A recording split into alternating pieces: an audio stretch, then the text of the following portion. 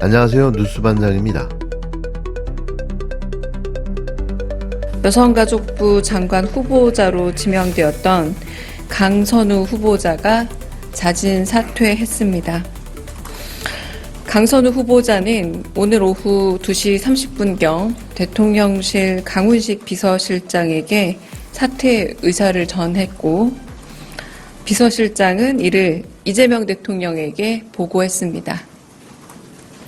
강선우 후보자는 자진 사퇴 의사를 대통령실에 알린 지 1시간가량 이후 개인 소셜미디어에 사퇴 의사를 밝혔습니다. 대통령실은 국민 눈높이에 맞는 여성가족부 장관 후보자를 조속히 찾겠습니다. 민주당 당대표 경선이 치열하게 전개되는 가운데 박찬대 후보의 언행이 연일 커다란 논란을 부르고 있는데요. 당을 이끌겠다는 인물의 자질이 과연 이 정도밖에 안 되는 건지 개탄스럽기 그지없습니다. 원칙 없는 말 바꾸기, 눈치만 보는 회피성 메시지, 그리고 최근 벌어진 사퇴한 강선우 장관 후보자 관련 사건까지 실망을 넘어 분노를 자아내고 있는데요. 정말이지 이게 뭔가 싶습니다. 사건의 발단은 강선우 여성가족부 장관 후보자가 자진 사퇴를 결정하기 불과 2시간 전 박찬대 후보가 자신의 SNS에 올린 글이었는데요. 이재명 정부의 성공을 위해 어렵고 힘들지만 결단해야 합니다. 강선우 후보자님이 스스로 결단을 내려야 합니다. 깊이 헤아려 주시기 바랍니다. 라고 적었습니다. 누가 봐도 사실상의 사퇴 종용인 거죠. 이 글을 보는 순간 도저히 분노를 누를 수 없었는데요. 설령 그 말이 맞다고 하더라도 이건 아니었습니다. 차라리 침묵이 더 나았을지 모르는데요. 정무 감각은커녕 의리도 동지의식도 없는 이런 정치의 놀라움을 감출 수 없습니다. 그놈의 당대표 자리가 뭐라고 이렇게까지 해야 했는지 답답할 따름인데요. 그런데 더 충격적인 일은 그 이후 벌어졌습니다.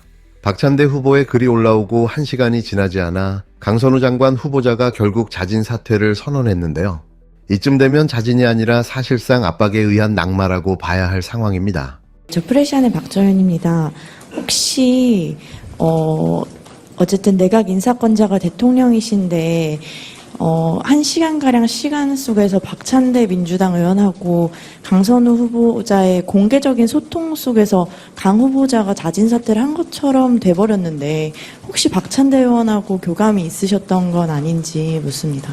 네, 그 부분은 제가 따로 확인해 보지 않아서요. 네, 잘 모르겠습니다. 마음이 너무 안 좋았는데요. 정쟁에 휘말리고 끝내 마녀 사냥을 당하다 물러난 강 후보자의 모습은 안타깝고 씁쓸할 뿐입니다. 그런데 박찬대 후보는 강 후보자의 사퇴 직후 다시 SNS에 글을 올렸는데요.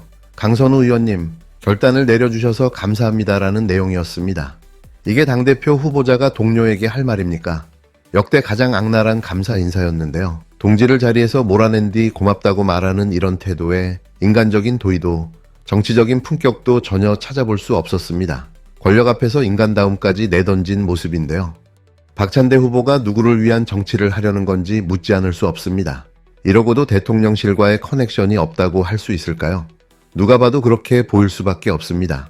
민주당 소속의 장관 후보자 하나 제대로 지키지 못하면서 당대표를 맡겠다는 자신감은 어디에서 나온 건지 묻고 싶은데요.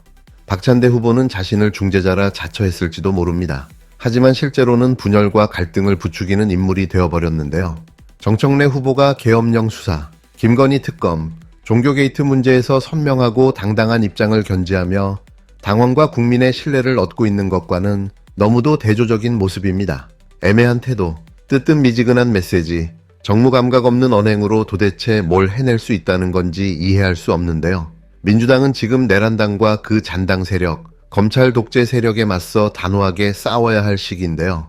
정작 당의 기둥이 될 대표 후보가 동지를 저버리는 정치만 반복하고 있으니 당원들의 분노가 커질 수밖에 없습니다. 지금 필요한 건 사람을 지키는 리더십, 당을 지키는 용기인데요. 박찬대 후보에게서는 그 어떤 철학도, 충정도, 전략도 찾아볼 수 없습니다. 당심은 절대 속지 않는데요. 권력 앞에서 동지를 저버린 자가 당대표가 되어선 안 된다는 국민적 분노가 이미 들끓고 있습니다. 의리 없는 정치, 원칙 없는 정치, 책임 없는 정치는 반드시 심판받게 되어 있는데요. 민주당은 결코 박찬대 같은 리더십으로 갈 수는 없을 듯합니다. 끝으로 이렇게까지 무기력하고 무능력한 원내 지도부가 있었나 싶은데요. 손 놓고 앉아있다가 이제와 중계방송만 하는 꼴을 보자니 어서 빨리 강력한 리더십의 당대표가 선출되기를 바랄 뿐입니다. 여가부 장관 강선호 후보자가 후보직을 사퇴했습니다. 후보자는 마음 아팠을 국민들께, 그리고 기회를 주신 이재명 대통령님께, 그리고 함께 고락을 해온 민주당의 많은 당원 동지 여러분들께 부담을 드렸다는 말씀을 남겼습니다. 그리고 더 성찰하겠다는 고백과 사과도 함께 했습니다. 더불어민주당은 강선우 후보자의 결단을 존중합니다. 도대체 이 사람이 제정신인가 싶은데요. 아니면 아직도 현실인식이 불가능한 상태인 건지 묻지 않을 수 없습니다. 김건희가 특검 소환 조사를 앞두고 조건부터 걸고 나섰는데요. 이걸 보고도 미쳤다는 말이 안 나오면 이상한 수준인 거죠. 아직도 자신이 무슨 영부인이라도 되는 줄 아는 건 아닌가 싶은데요. 정말 오지는 인지부조화입니다. 윤석열이 파면된 지 벌써 얼마나 지났는데 아직도 용산에 머물던 시절의 특권의식에 갇혀있는 건 아닌가 싶은데요. 이쯤 되면 돌 플러스 아이 수준이라는 말이 무색할 정도입니다. 김건희는 조사를 받겠다고 하면서도 실상은 특검을 상대로 딜을 치고 나섰는데요. 이런 뻔뻔하고 저열한 작태에 말문이 막히는 수준인 거죠. 건진법사 등 의혹 사건 관련하여 특검은 어제 세계평화통일가정연합 전 세계본부장 윤용호 씨를 피의자 신분으로 소환 조사하였습니다. 위 사건 관련하여 한국수립은행, 외교부, 히림 등에 대한 디지털 자료 압수수색은 이어서 진행하고 있습니다. 속칭 집사게이트 사건 관련하여 HS 효성 조현상 부회장은 변호인을 통해 7월 31일 귀국하여 8월 1일 특검에 출석하겠다는 의사를 전달해 왔습니다. 김건희 씨에 대한 소환 통지서를 수령한 변호인으로부터 특검에 방문하여 조사 방식 등을 협의하고 싶다는 요청이 있었습니다. 특검은 별도의 협의는 불필요하고 통지된 일자에 출석하는 것으로 충분하다는 뜻을 전달하였습니다. 네, 이상으로 브리핑을 마치겠습니다. 김건희가 특검 조사에 응하겠다고 밝힌 건 하루 전입니다. 불과 하루 만에 조사를 받는데 다른 조건을 내걸고 나선 건데요. 이쯤 되면 조사에 응하지 않겠다는 말과 다르지 않아 보입니다. 그 내용도 실로 가관인 거죠. 김건희는 건강이 좋지 않으니 조사 시간을 제한해달라고 요구하고 있는데요. 조사는 오후 6시 전에 마치고 혐의별로 나눠서 받고 조사와 조사 사이엔 최소 3, 4일씩 휴식 일정을 보장해달라고 요구하고 있습니다. 여기에 앞으로의 소환 일정도 미리 통보해주면 그 일정에 맞추겠다고 했는데요. 조사에 응하면서도 자신에게 유리한 조건을 내걸고 나온 건데 이게 과연 수사를 받는 피의자의 태도인지 묻지 않을 수 없습니다. 김건희가 받고 있는 혐의는 무려 16가지인데요. 도이치모터스 주가 조작과 삼부토건 의혹은 물론 건진법사 연루 게이트와 명태균 게이트, 국고 유용 의혹까지 포함되어 있습니다. 단순한 사건이 아니라 국정농단의 종합세트 수준인데요. 그런데도 조사를 받아줄 테니 봐달라는 식의 태도를 취하고 있는 겁니다. 이건 특검을 무시하고 국민을 우롱하는 행위와 다름없는데요. 하지만 특검은 단호했습니다. 김건희 측이 보낸 의견서가 도착하기도 전에 협의할 게 없다고 선을 그었는데요. 특검은 이미 김건희 측의 조사 방식 협의 요청도 거부한 상태입니다. 문홍주 특검보는 특검은 별도의 협의는 불필요하고 통지된 일자에 출석하는 것으로 충분하다는 입장을 밝혔는데요. 그게 법이자 상식인 거죠. 정작 국민들이 분노하는 건 이런 비상식적인 요구 자체인데요. 특검은 김건희에게 출석을 요구하면서 단 한치의 타협도 없다는 의지를 밝힌 셈입니다. 이제 피의자가 특검 앞에 서서 조건을 내거는 시대는 끝났는데요. 제 아무리 전직 대통령 부인이라고 해도 말입니다. 과거 윤석열 체제에서는 검찰이 알아서 김건희 눈치를 봤겠지만 지금은 특검입니다. 특검은 국민이 부여한 권한으로 진실을 파헤치는 마지막 사법 시스템인데요. 김건희가 그런 특검을 상대로 거래를 시도한다는 것 자체가 법치를 우롱하는 처사인 거죠. 윤석열 역시 똑같은 행태를 보이고 있는데요. 특검팀은 윤석열에게 오는 29일 출석하라고 통보했습니다. 그런데 내란 혐의로 조사를 받게 된 전직 대통령이 건강을 이유로 특검 소환에 불응하겠다는 입장을 내놓았는데요. 이쯤 되면 부부가 나란히 특검을 무력화하려는 시도를 하고 있는 겁니다. 이는 단순한 수사지연이 아니라 국민을 능멸하는 반헌법적 행위인데요. 결국 김건희는 아직도 자신이 피의자가 아니라 권력자인 줄 착각하고 있습니다. 윤석열이 대통령일 땐 가능했을지 몰라도 이제는 그 권력도 그 방패도 사라졌는데요. 특검은 반드시 원칙대로 혐의 하나하나 철저하게 수사해야 하고 구속영장 청구로 이어져야 합니다. 법 앞에 예외는 없고 국민의 인내는 끝났기 때문인데요. 이쯤 되면 김건희에게 다시 묻고 싶습니다. 학시, 건희야, 너 뭐 돼? 피의자가 특검을 상대로 조건을 내걸고 조사를 기분 따라 받겠다는 태도야말로 국정농단의 민낯이고 오만의 극치인데요. 여기에 더는 관용도 이해도 있을 수 없습니다. 김건희는 그냥 범죄자일 뿐입니다.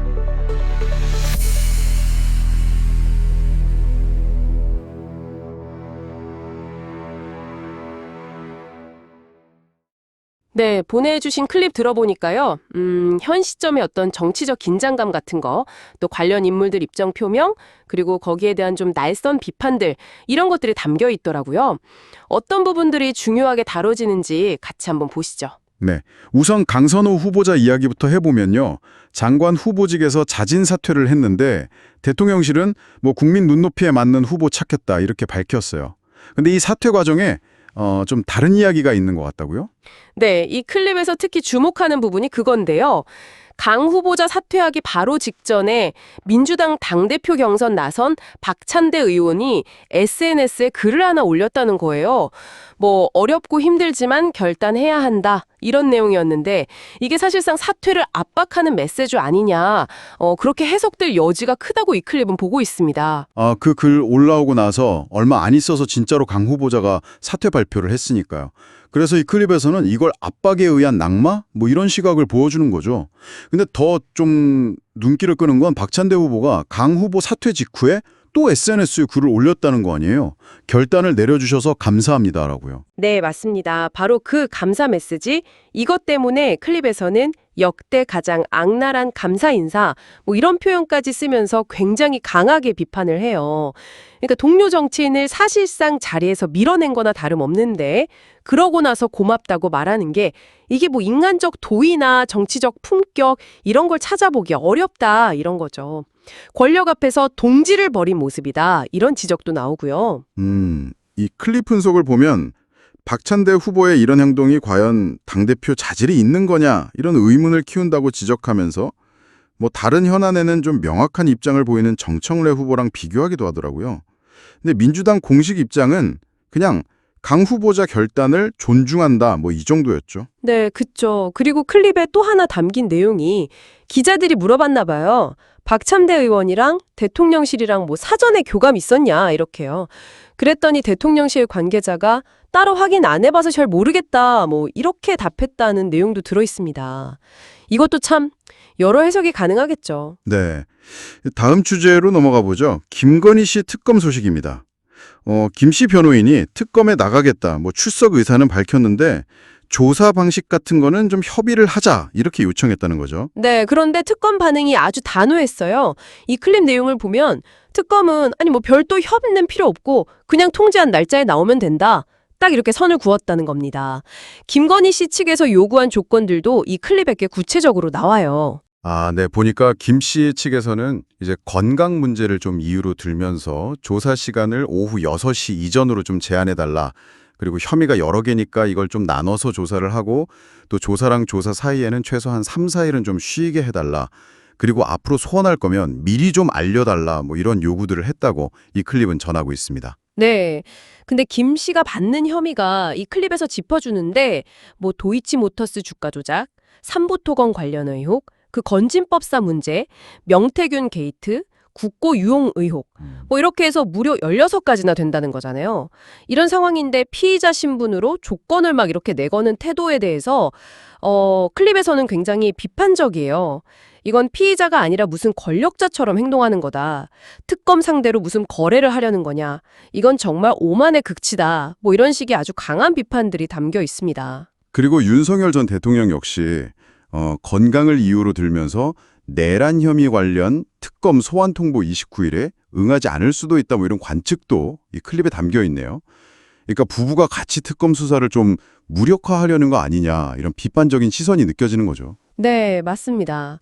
그래서 이 클립 속 목소리들은 이런 태도가 결국 법 앞에 평등이라는 원칙을 그냥 정면으로 무시하는 거다 이렇게 보고 있고요. 그래서 원칙대로 엄정하게 수사해야 하고 필요하다면 뭐 구속영장 청구까지도 당연히 검토해야 하는 거 아니냐 이렇게 강하게 주장합니다.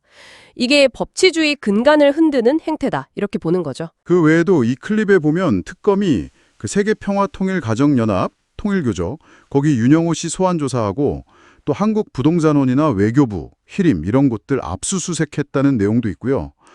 그리고 HS 효성 조현상 부회장이 8월 1일에 특검 나가겠다 뭐 이런 의사를 전했다는 내용도 간단하게 언급은 되네요. 네, 오늘 저희가 이렇게 쭉 살펴봤는데요.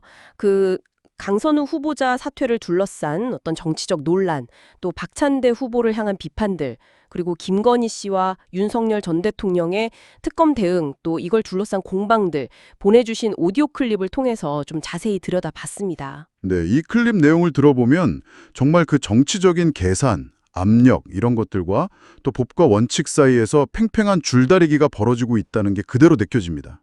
특히 전직 대통령이랑 그 가족이 수사기관하고 이렇게 신경전을 벌이는 모습은 뭐랄까 우리 사법 시스템의 역할에 대해서 다시 한번 생각해보게 만드는 것 같아요. 그렇죠. 청취자 여러분께서도 앞으로 이 사건들이 과연 어떻게 전개될지, 또 이 과정 하나하나가 우리 사회의 어떤 정치, 그리고 사법 정의에 대해서 어떤 질문들을 던지고 있는지 계속 좀 관심을 가지고 지켜보시면 좋을 것 같습니다. 이게 그냥 뭐 개인의 문제를 넘어서서 우리 시스템 전체에 대한 성찰로 이어질 수 있을지 그런 부분도 한번 주목해 볼 지점인 것 같습니다.